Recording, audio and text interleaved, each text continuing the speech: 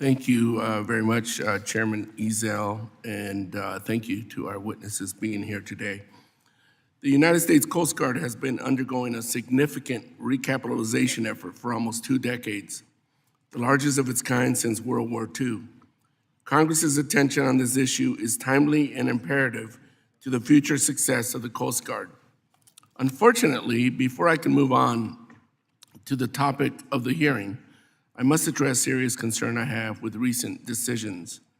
The Coast Guard has decided to gut internal programs in the spirit of canceling initiatives promoting diversity, equity, and inclusion. Unfortunately, what they've actually done is limit the service's ability to promote leadership, honor, respect, and camaraderie. As a veteran myself, I know the importance of these programs. The Coast Guard has decided that even though they have exceeded their recruitment numbers this past year, thanks to the former Commandant's outreach to minority communities is no longer important. This administration seems more interested in scoring political points instead of taking care of the people who drive the boats, fly the planes, and run the command centers.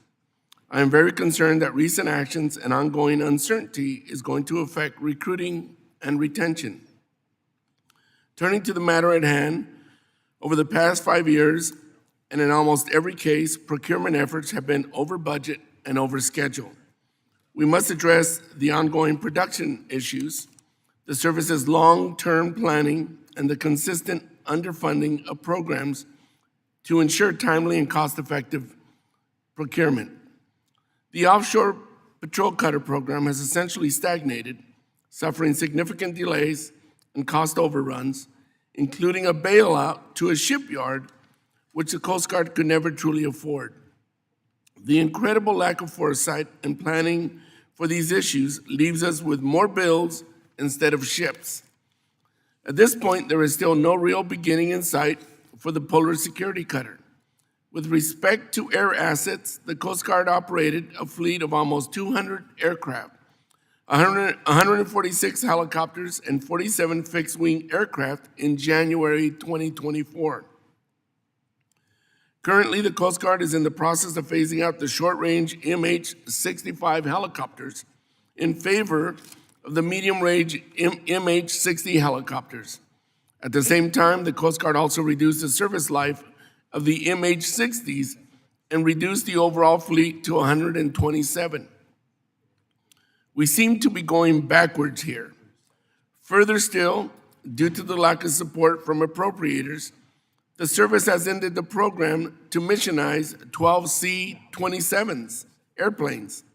With the administration's excessive focus on diverting and overtaxing Coast Guard resources for maritime border security, I fear the Coast Guard's aging assets are going to fail at an exponential pace with no fallback plan. This will affect the Coast Guard's ability to execute missions, including search and rescue across the country. Just last week, the Coast Guard testified in the Senate hearing that while underway, a 42-year-old cutter conducting maritime security operations was actively taking on water through a rusted hole in the hull. How is this acceptable?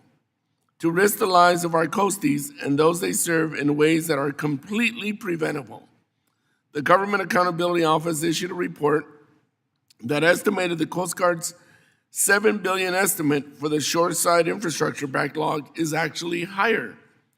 Over 200 projects still have no cost estimates, and none have been adjusted for inflation. The shoreside infrastructure backlog directly impacts coasties and their families. We must do better.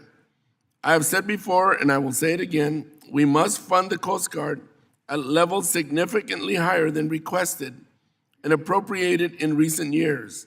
I fully support the service's push to be a $20 billion agency, including the need to more than double the procurement, construction, and improvement account.